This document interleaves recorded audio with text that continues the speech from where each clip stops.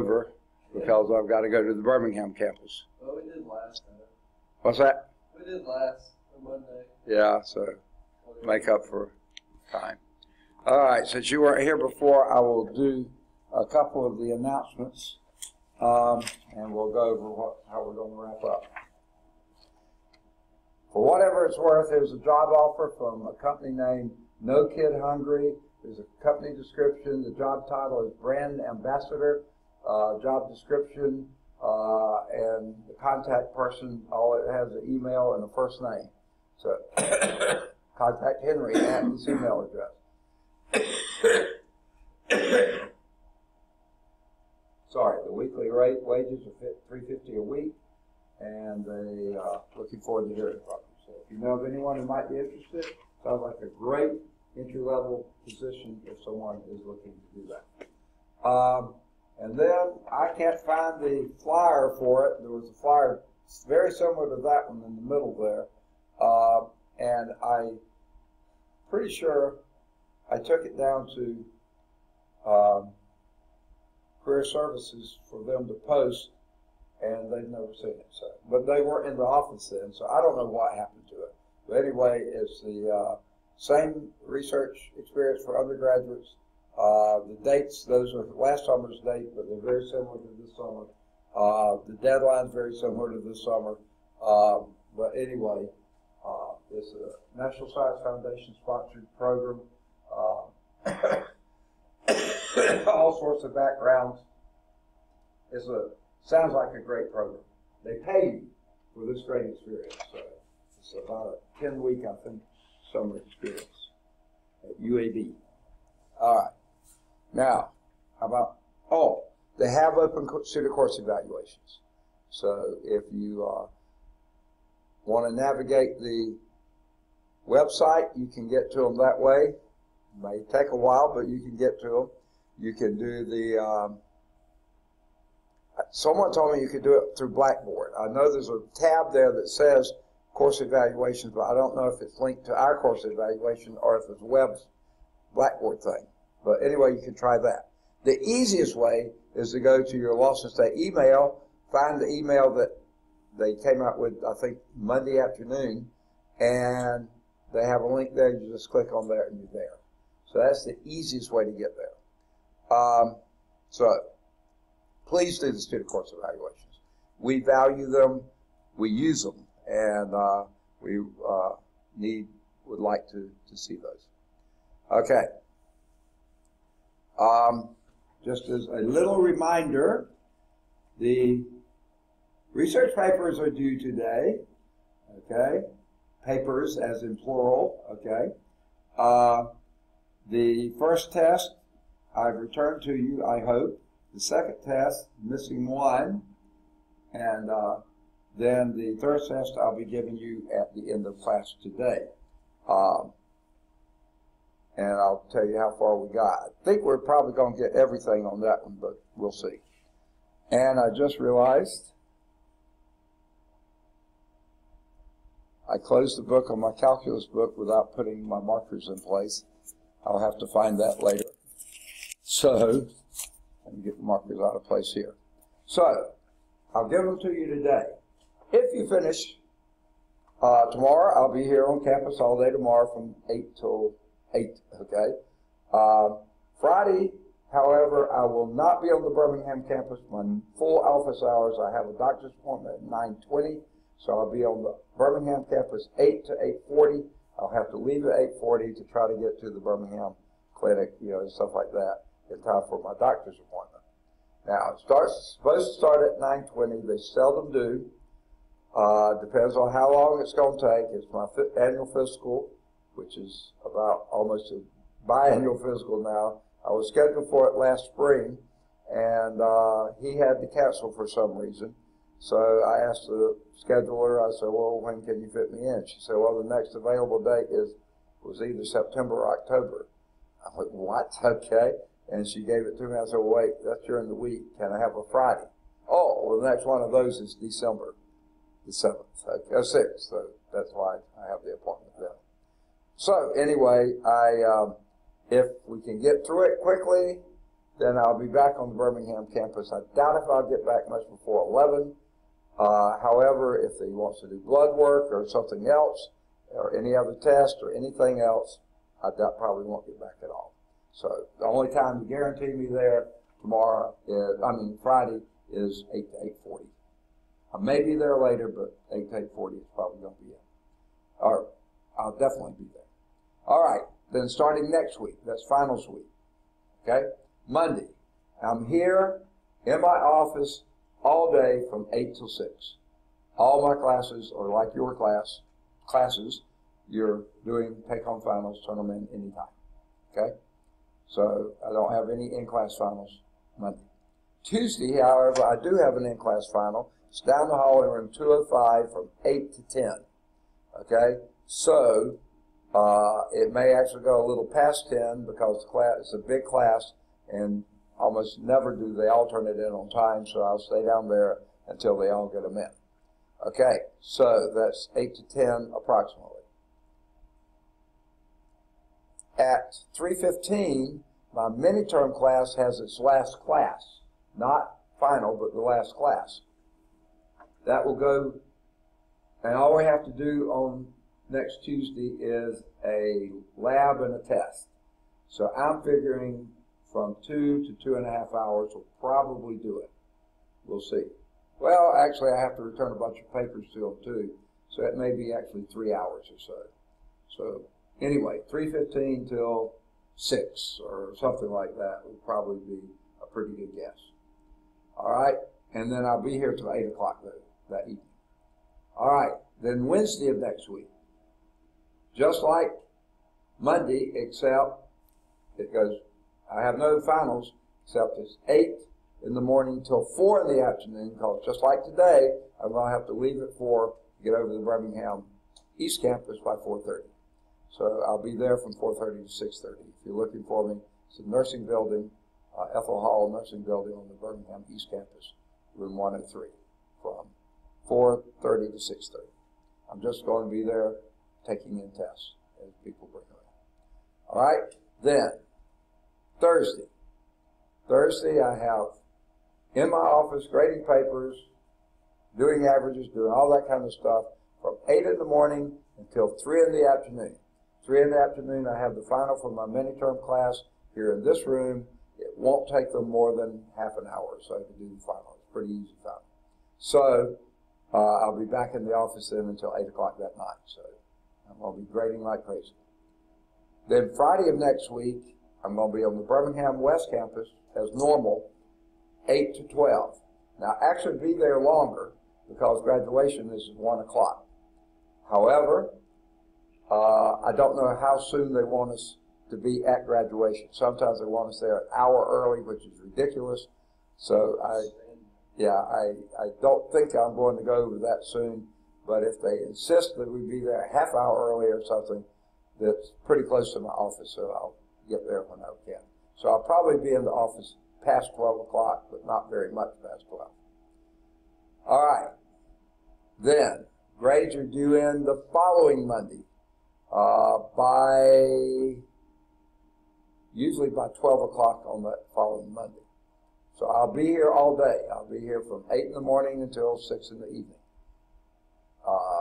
What I haven't finished doing my grading, when I have finished doing all my grading, I'll be working on getting ready for next term. I got plenty to do for that. Tuesday and Wednesday, they're requiring us to be here. I don't know if they're going to have meetings. Sometimes they do. If they don't, I'll be in the office Tuesday and Wednesday. If they have meetings, I don't know where we'll be. Probably on the Birmingham West Campus. That's where they usually meet.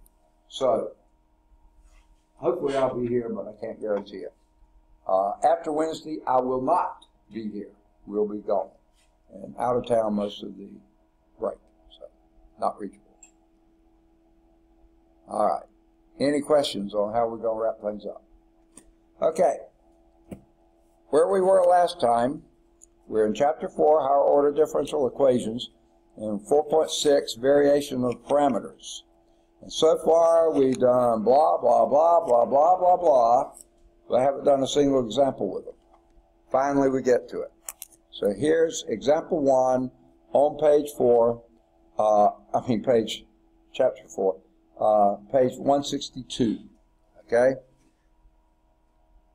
Here is your differential equation. Let me get my pen set up.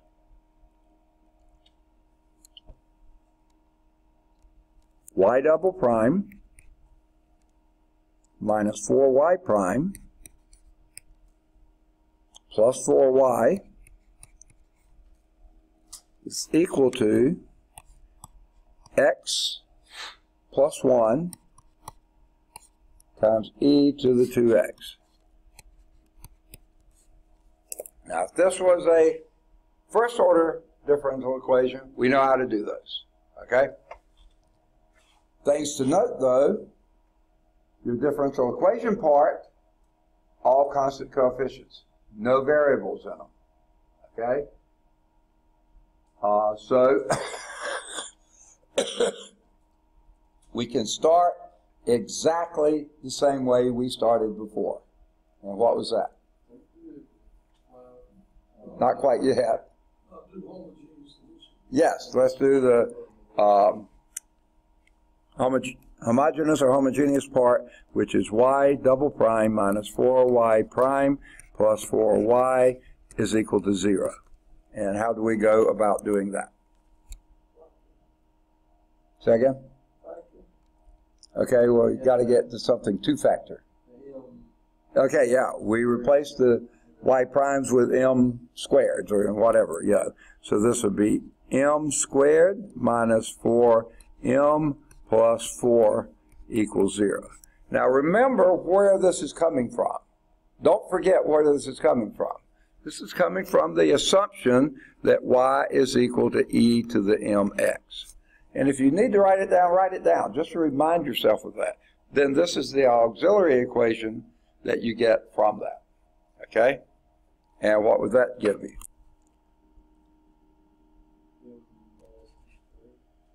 And what? Minus 2 squared is equal to 0. Okay? Which gives us m equal 2, but it's a double root.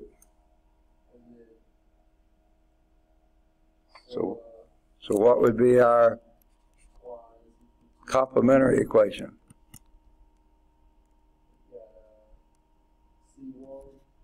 C1 2x C2 x e to the 2x. Okay. Yeah. Okay. All right. So that's our complementary solution. Now, just peeking ahead a little bit, what do you notice coming up on the right-hand side?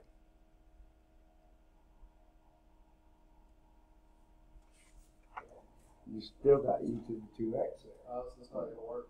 Yeah, well, that will work, but your particular solution you're going to have to fiddle with. Okay? Now,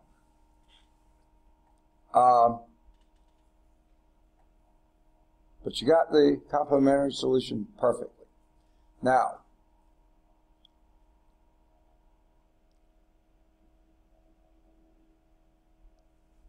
what we're going to do now is cut through all the mess, blah, blah, blah, blah, blah mess, and just get to the bottom line, that what we did before.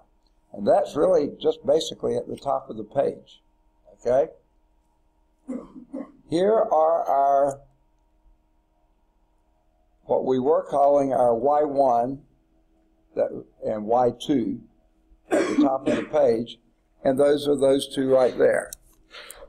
Y1 is equal to e to the 2x, and Y2 is equal to x e to the 2x. Okay? Now, don't worry about the concepts and other things. These are the pieces of your complementary solution. And what we were doing at the top of the page, and it came from the previous page, is you do the Wronskian. Now, I guess we really need to go back to the previous page, okay? What we would have, we're looking for two new functions, a U1 and a U2, that go with those two functions, okay? And remember we did Kramer's rule, which led to the Wronskian, okay? Now, the Wronskian for these two, there's really three Wronskians, kind of. A Wronskian, a W1, a W, a W1, and W2. The W, okay. All right.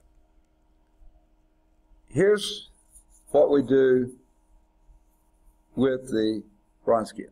You do the determinant of Y1, Y2, Y1 prime, and Y2 prime. Okay? That's your plain old Wronskian. Okay?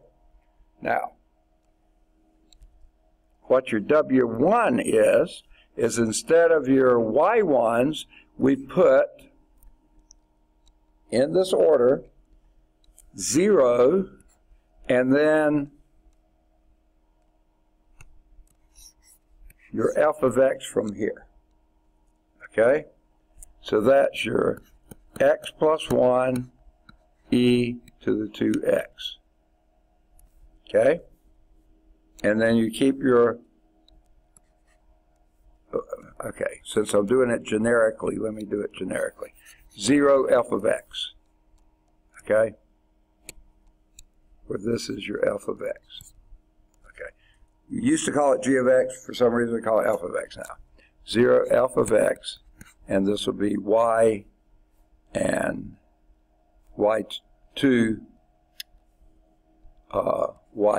prime. Okay?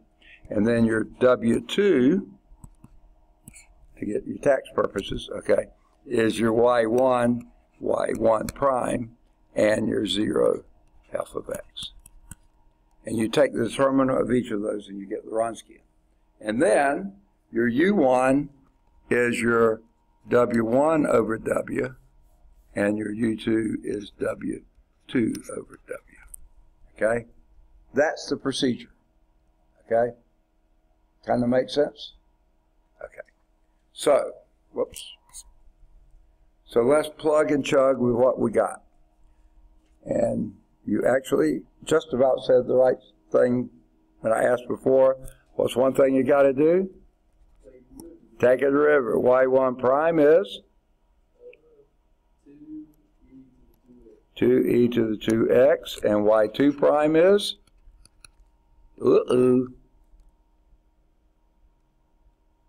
Oh, it's just, wait. It's 2x, e to the 2x. okay, wait, not quite. 2e to the 2x. Oh, no, you're right. The x, okay. 2x e to the 2x plus e to the 2x. Is that what you said? Yeah. Got it. Okay. So now let's do the Wronskian with your y's. Okay? So the W here is going to be e to the 2x 2e to the 2x. I can't find where I wrote it. Okay? And this will be x e to the 2x, and this will be 2x e to the 2x plus e to the 2x. All right. So let's calculate what that will be. The down diagonal product will give you 2x e to the 4x plus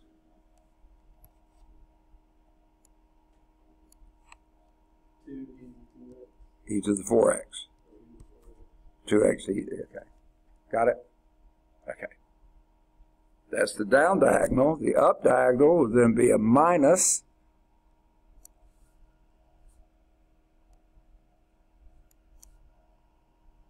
That's 2x. 2x e to the 4x.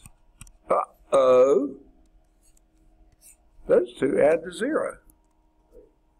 Okay? So that just gives you e to the 4x. That's your Wronskian. Okay? W1 will be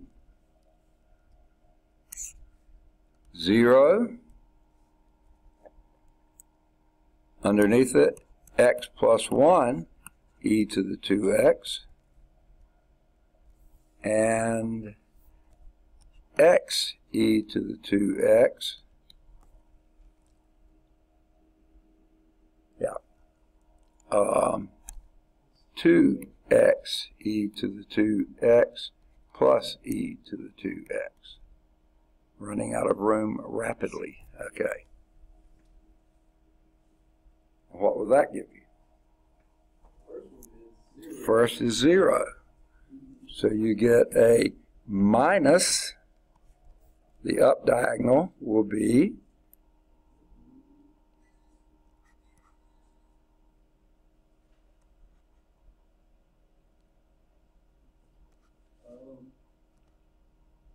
Got 2x. where you get a 2 there. It's just a product here. No derivatives.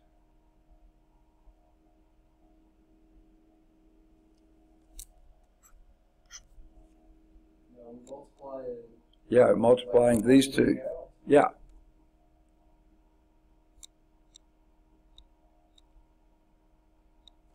X times x plus 1 is x squared minus x plus x, right? X times x plus 1. Right? And then you got e to the 4x. Yeah. Okay? There's your W1. Your W2 is going to be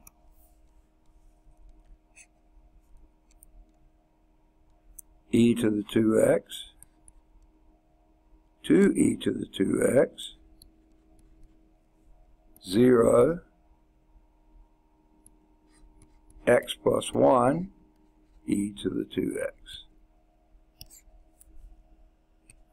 which is going to be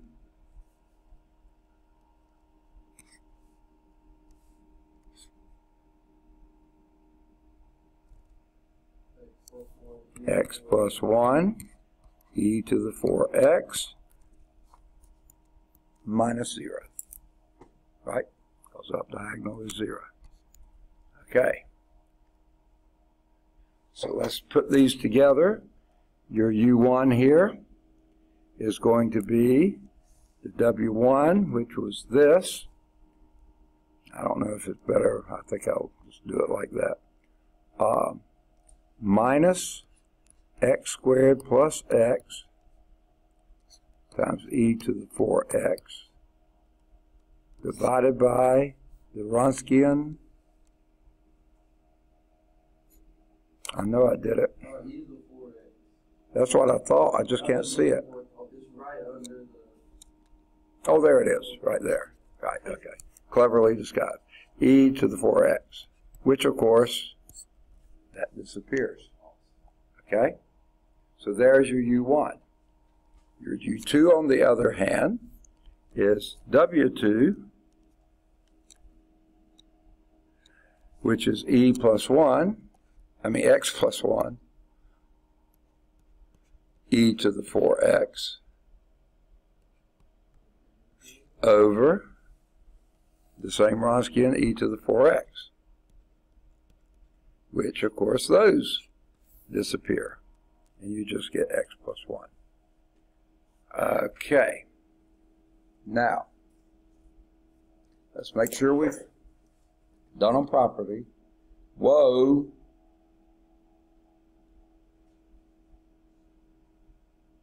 Oh, I'm sorry. I'm sorry. These are U1 prime and U2 prime. If If you look at the top of the page, the primes are there. I forgot to put them in. Okay, because that's what you wound up with. You lost the U's, you wound up with just the primes. That's what you get there. Okay, so I'm going to do some pretty major erasing if it's all right. Okay, because we don't have room to do much else. So what I want to, we don't need, I don't think we need either of those anymore. Not that I need to get rid of them, but just going to get rid of them. Okay. I probably don't need the f of x there anymore either. Okay. And we won't need that because we've already used it and used it well. Completely. And I hope I don't need this anymore because we've already used that too. Okay. If I do need it, I'm going to call on y'all to give it back to me.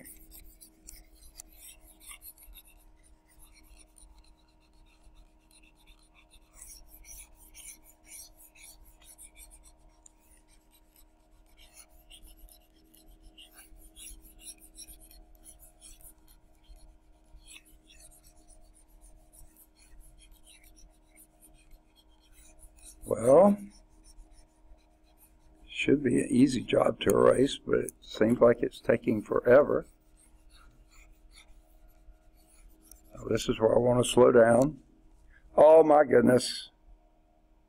I did erase too much. The U1 prime was, oh yeah, that's, okay, let me, yeah. That was minus x squared plus x, right? Okay, well, in parentheses. Oh, yeah, okay. Yeah, okay. All right. All right. And let me get back to erasing then. I hope I won't need that anymore. Whoa, I might. I think I will, but I'm going to ask you for it back again.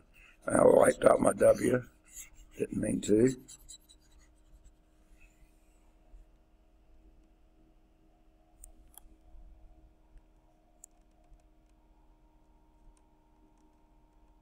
What in the world? Oh, that was left over. I think we already are through with that. Okay. Whoa! Wiped out too much again. Okay. Now, what I need is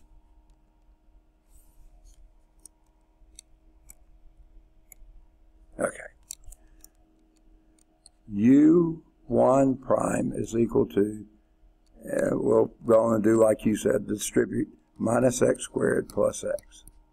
Okay, minus x. Distribute the minus sign. Okay. Okay, and the U2 prime was x plus 1, wasn't it? Okay. Now, so what we want to do is find out what U1 is. And that, of course, is minus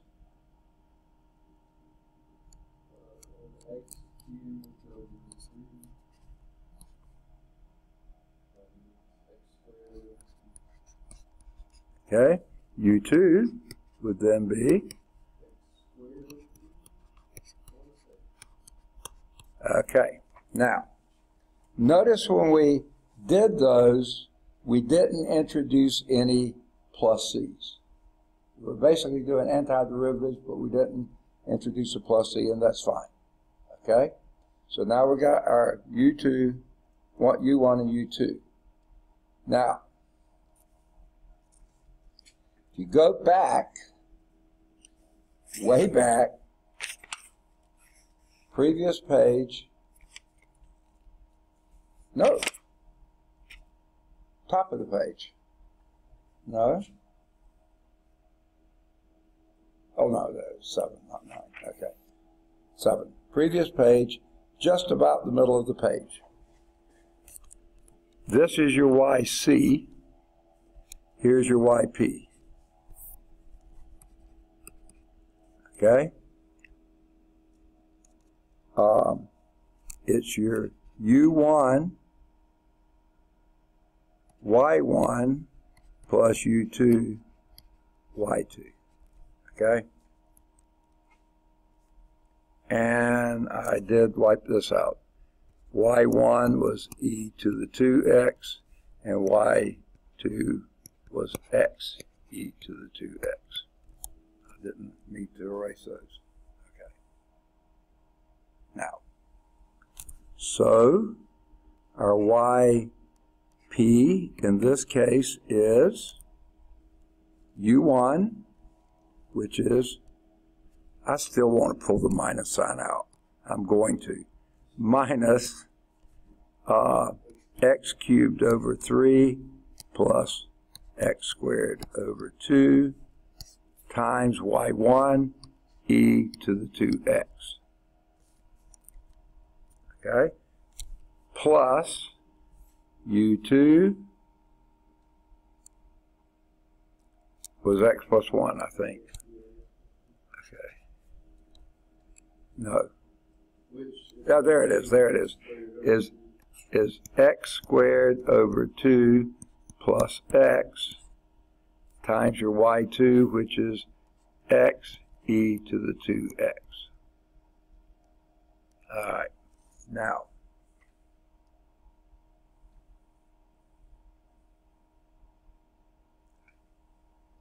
do they leave it like that or do some more fiddling with it? I really see no reason to do, yeah, let's see. Yeah, they multiply and combine like terms, so let's do it. So that's going to be a minus x cubed over 3 e to the 2x minus, here the minuses are back again, okay, x squared over 2 e to the 2x plus x squared over 2 x cubed over 2 e to the 2x plus x squared e to the 2x. Okay, see if I got it right. I know it's ugly. We'll see if we can clean it up just a tad. That was too much, but it's probably better. Okay. All right. Woo. Let's get this in terms of sixes. This would be 2 x cubed over 6. This would be 3x cubed over 6, right? This would be 2x squared over 2. Okay. So now let's combine like terms. This comes out being minus 2 plus 3 would be x cubed over 6 e to the 2x. And this one would be plus x squared over 2 e to the 2x. Why do I say 2 and write 3? I don't know where the brain is. Okay. All right. A fair amount of simplification there. There's your YP. So what's your general solution? Y, just like before, Y is equal to the complementary solution, which is C1 e to the 2x plus C2 x e to the 2x plus a particular solution, which is plus x cubed over, I think just for funsies,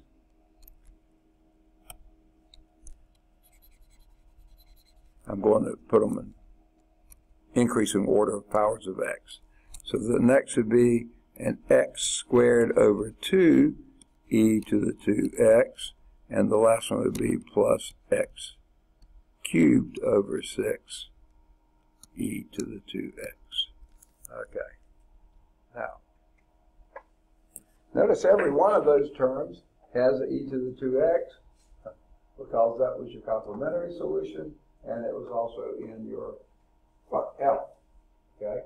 So then it's not surprising that the first of the complementary would just be e to the 2x. The second would have x. The third will have an x squared in it, and the fourth will have an x cubed in it. Okay? And it almost feels like we should have been able to do this the same way we did it before, but we're using the Wronskian now to do it. But you still came out with this same form. Hopefully you were expecting to see it. Okay? Pretty interesting problem, huh? All right. Any questions on it before we go to the next? Still ready?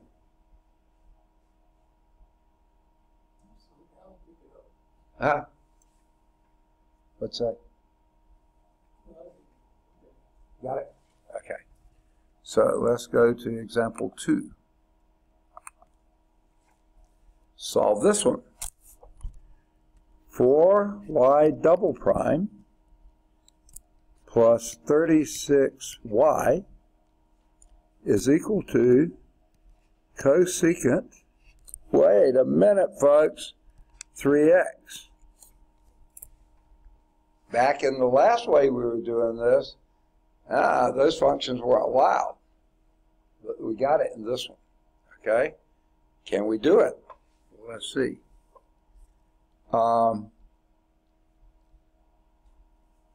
Now,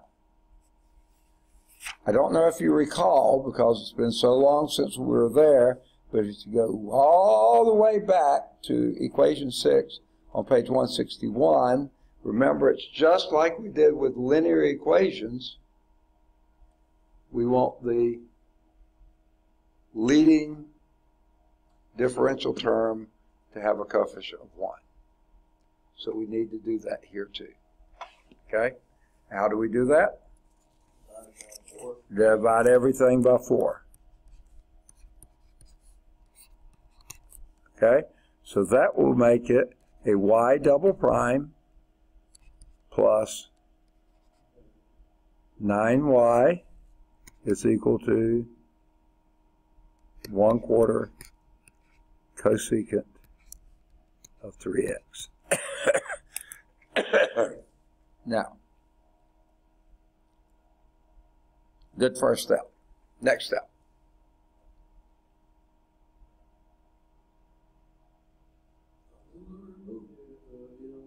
Second? Auxiliary, m Yeah. squared. And that would be m squared plus 9m equals 0. All right. Perfect attendance today. Good to see.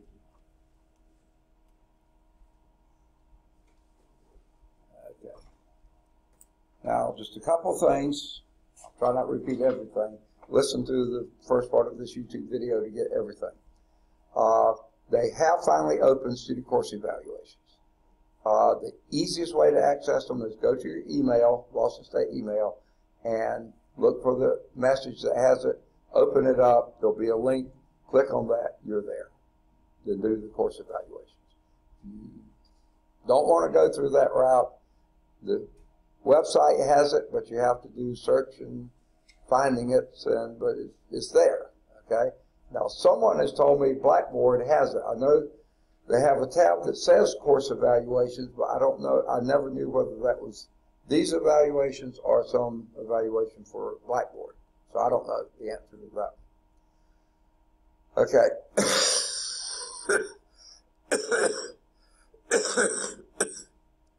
The bottom line is please do the student course evaluations.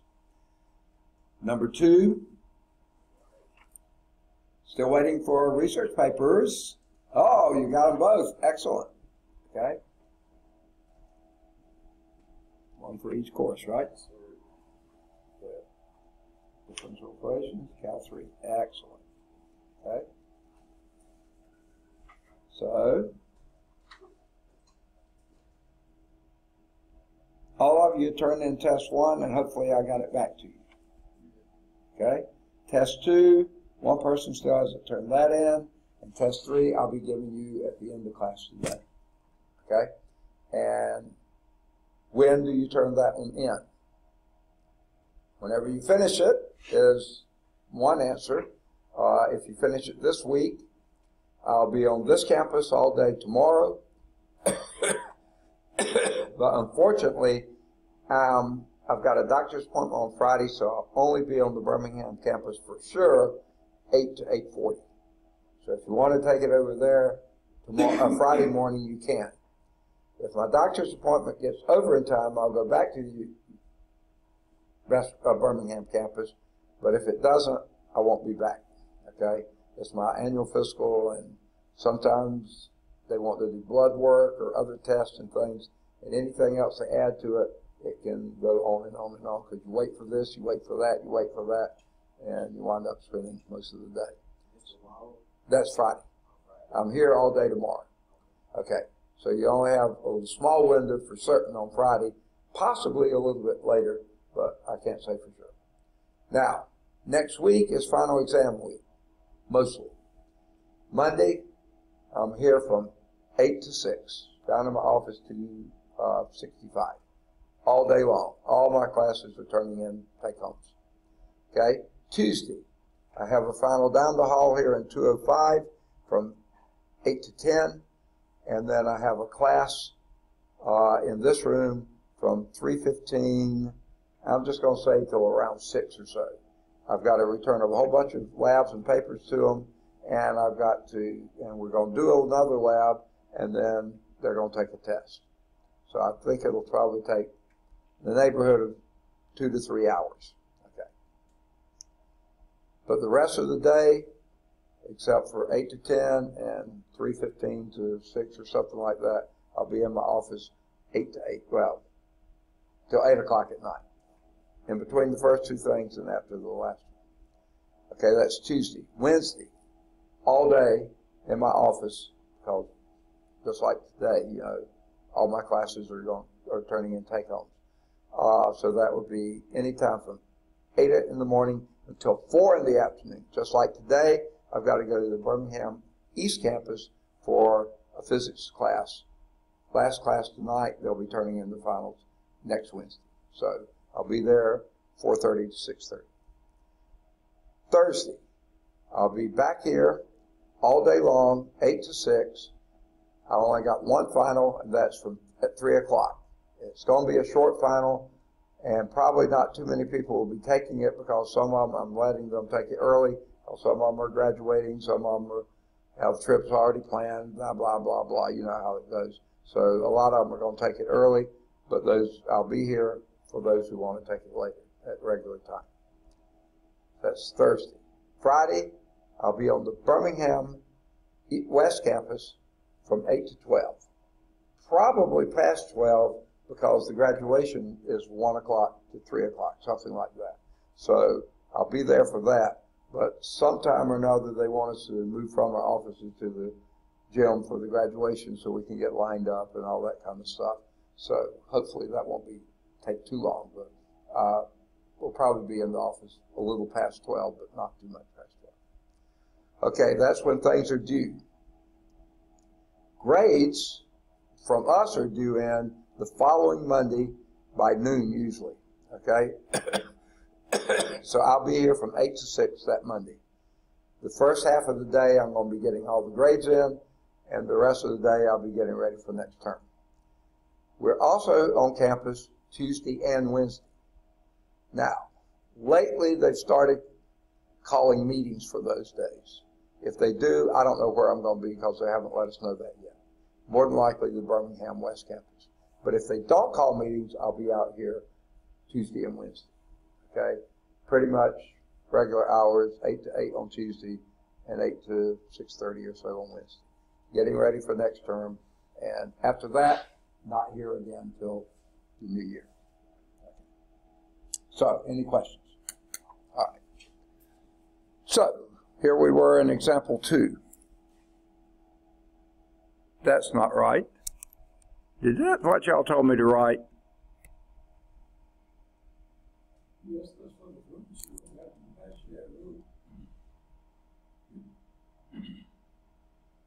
That's 9, not 9m. If there was a y prime in there, that would have been the m. This is 9y, so that's just 9. Okay. Shame. Y'all leading me astray. Okay. Now, what do you do with that?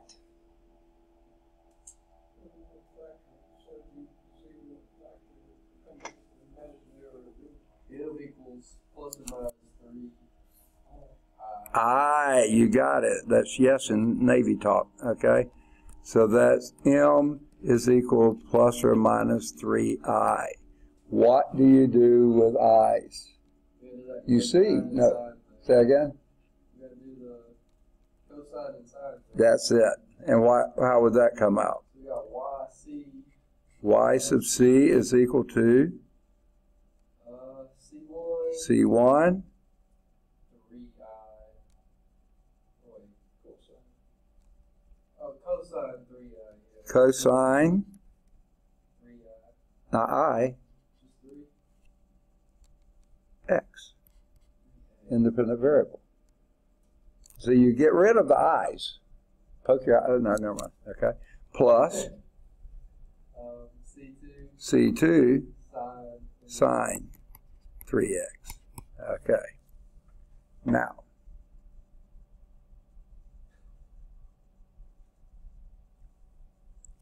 what's next? What we got?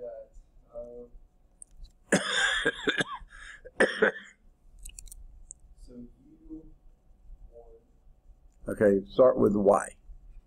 y1 is equal to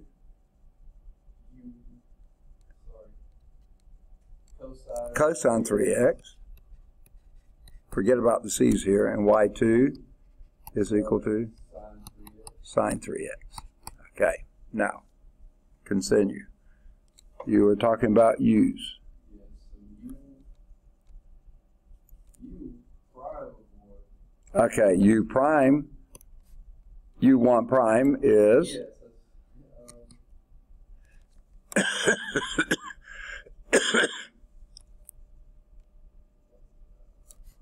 The Ronskians. yes, so we got a W. W what? W1 over W, and U2 prime is W2 over W. Now we got to figure out what our W's are. First, what is your first W? That is going to be Absolute, determinant of, yeah, which is cosine 3x, sine 3x,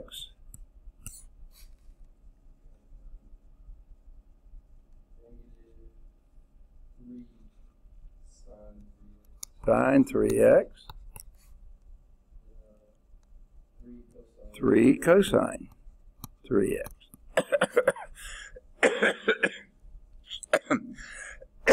Sorry, let's go on and figure out what this is. That is 3 cosine squared.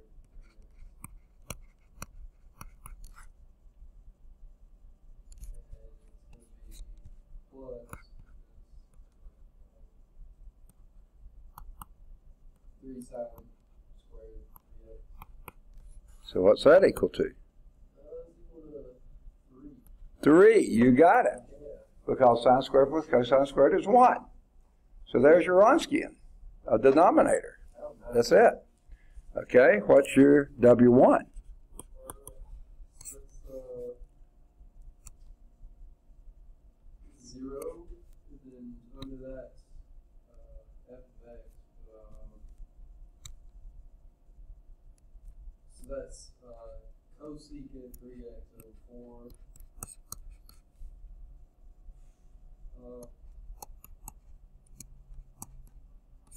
Duh. Y2 what I want. What's that? Is Y2 go Yeah, your y to, yeah, yeah. This column stays the same. Oh, 3 cosine. Okay, so let's figure out what that one is. Yeah, negative. Okay, time out for a moment. What is cosecant? 1 over. No, wait, it's cosine over sine. That's cotangent. Oh, yeah, it is 1 over sine. It's 1 over sine. It's And been a minute. what's that? It's been a minute. Okay, so the 1 over sine here and a sine there, they cancel each other out. So this gives you Negative. -1/4. And that's it. Whoa! Can it be?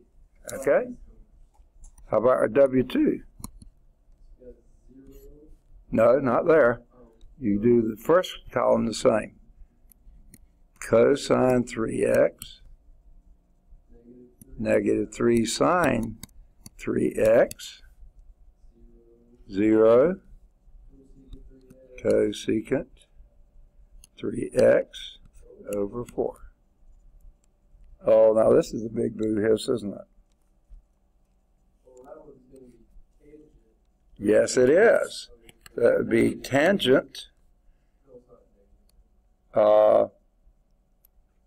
3x over 4. I think that's what you said, wasn't it? Yeah, that's what I wanted to do last time. Oh, I see. Okay. Okay. And that's it. Okay, -0. So let's go back up here and plug in and see what your U1 prime is. -1/4 over 3, which I believe is -1/12. All right? And that's all, folks. Your U2 prime is tangent 3.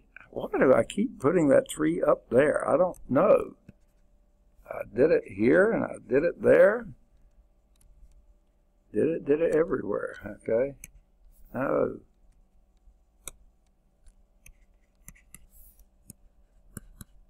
It's just negative. Second? Oh, wait. It's over 16. No, it's 12. 4 here and a 3 there. Oh, okay. Yeah. Sorry. Sorry.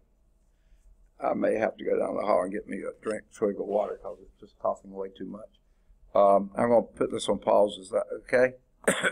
I'm sorry. It's right back again. It's not as bad, though. Okay.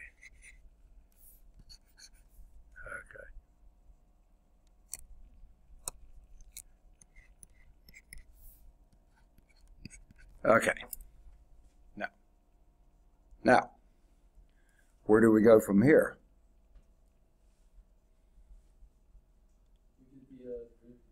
Yeah, antiderivative. Okay.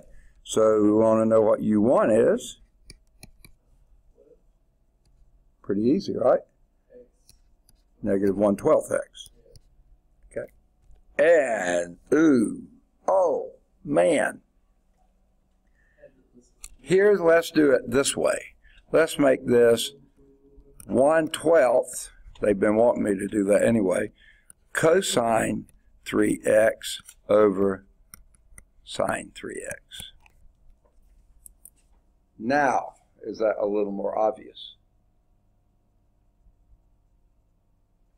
I feel like that makes it worse. No.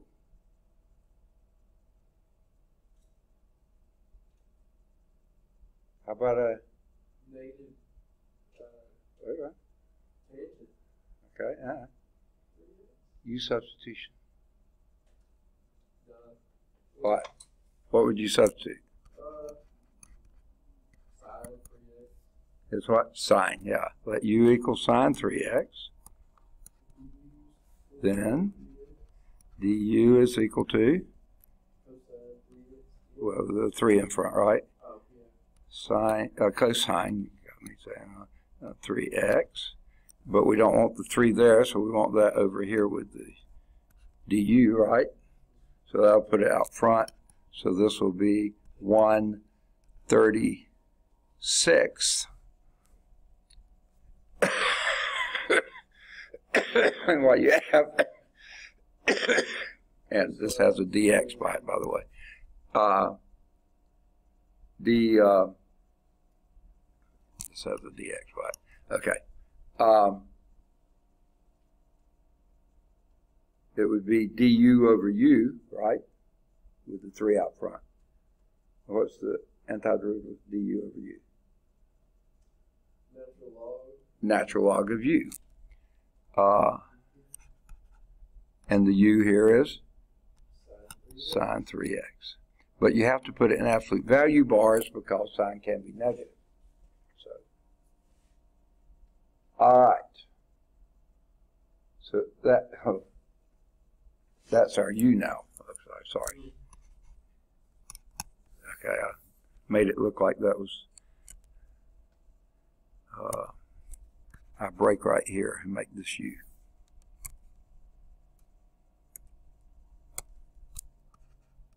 U2.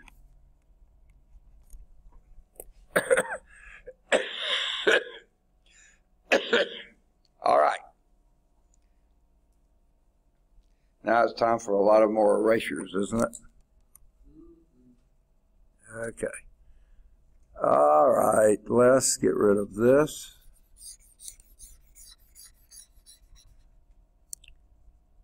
I think we can get rid of these two, right? We've already used them.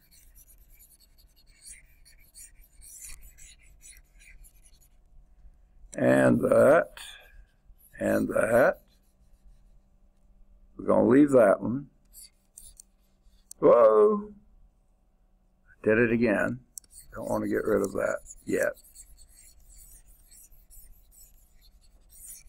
I hope we got all these right. If they're wrong, it's your fault, okay? I think we got it right. Yeah. Okay.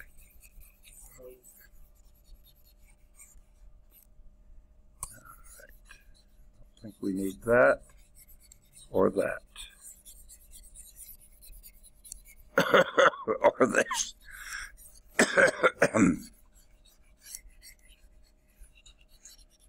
Or this. Oh man, I erased my U1, didn't I? I got U2 here, but I erased U1.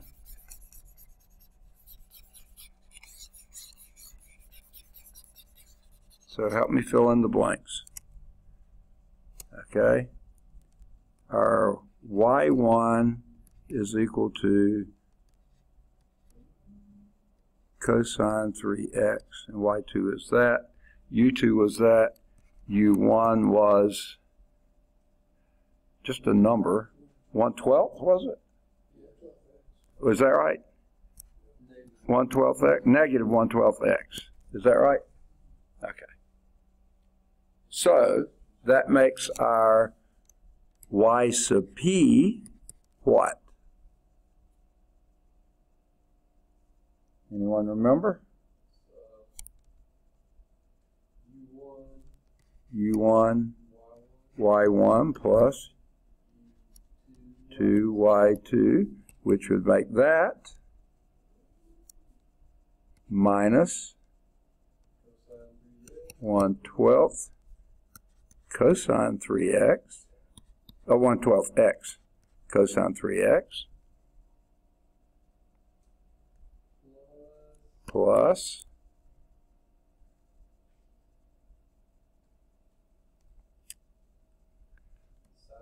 I'm going to put sine, wait, I'm sorry, yeah, sine 3x over 36 times the log, natural log of sine 3x. Okay? So that makes our general solution C1 cosine 3x plus C2 sine 3x minus 1/12 x cosine 3x plus sine 3x over 36 times the natural log of sine 3x. I think that's it. Let's see if they agree.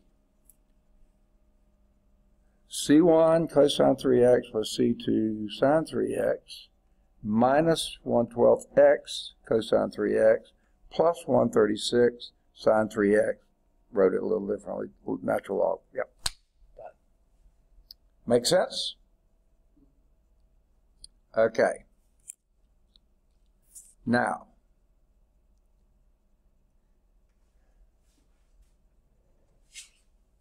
we have still a little bit of a problem. You have to define this for some interval. Now, we haven't been worrying about that much because generally our intervals have been all real numbers. They're not anymore. That cosecant 3x is not defined for all the real numbers. It's only defined for places where sine is not 0, because cosecant is 1 over sine. Well, where is sine 0? At 0 in every multiple of pi. So, but this is a cosecant 3x, so, yeah. Trying to think the best way. Yeah, I think that goes to, yeah. Pi, I think it's pi thirds, okay? They say pi 6. That's what I was trying to figure out why. Let's look at our answers and see if that makes sense.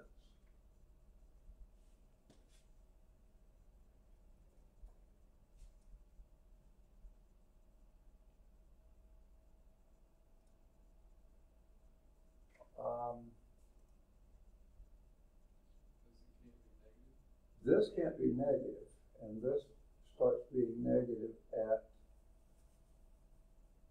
pi. Yeah, well, pi divided by 3 is still pi thirds. Well, maybe, let's see what they say. They say equation 1 represents the general solution of the differential equation on, say, the interval from 0 to pi 6. I think it could go up to 0 to pi thirds. I think. I haven't verified that yet, but I believe that's the case.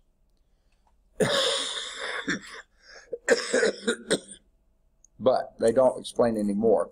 But you do have to limit yourself to where it's defined. Now, how are we doing time-wise? We go until 9 minutes. Yeah. Whoop. Wait, right? I don't think that's right, is it? Well, usually. No, it's not. I'm sorry. I was thinking the other class. Yeah. Yeah, this one's 3:45. Yeah, is what? Ends at 3:45. 3:45, and we are at 3:45, aren't we? Or just past it. So sorry, we're going to have to stop right there. Sorry about that. But we did, if I'm not mistaken, get awfully close to getting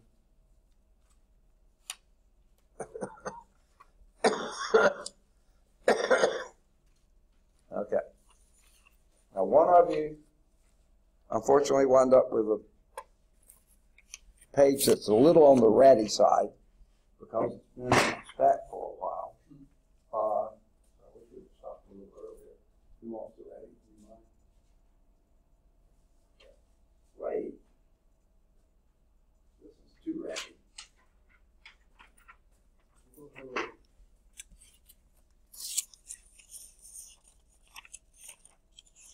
There it is.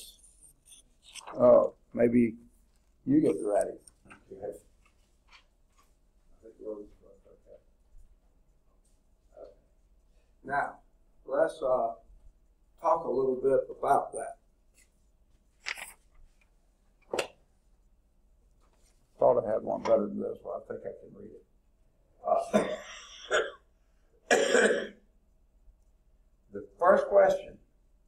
determine whether the following functions are linearly independent or dependent on the indicated intervals. That's all you do it. Your answer is either going to be independent or dependent, one or the other. And those are your two functions, F1 and F2, all the way down. Well, you got F1, F2, and F3 at the bottom two. Okay? So that's all you got to do. Are they independent or are they dependent? Number 2, consider the differential equation A y double prime plus B y prime plus C y equal G of X, where A, B, and C are constants. Choose the input function G for which the method of undetermined coefficients is applicable, and the input function for which the method of variations of parameter is applicable. Okay? So basically on this, every blank is either a Y or an N. Okay? In other words, can you use that G of X for undetermined coefficients? Then can you use it for variation parameters? Yes or no? That's all you answer here. You don't have to work them out, just whether they work or not. Yes or no? And then finally, you get to work some. 3, 4, and 5. In these problems, find the general solution of each differential equation. Okay? 2 of them are homogeneous, really fairly easy, I think. Well, at least you only have one number. Okay? The next one, you actually have to do a little bit more work because you have to get a particular solution. Okay? Any questions? All right. And that will do it. Get it done. Get the other work. Yeah. Do we get the test for KF3? Say that one more time. Do we get the test for KF3? Yes, but I don't have it up here down in my office. So if you'll come with me, I'll give it to you. You need one too, don't you? Yes, sir. Okay. I should have, when I went back to my office one time, picked those up, but I didn't even think about it. All right, I'm going to have to shut this down, and I'm running out of time.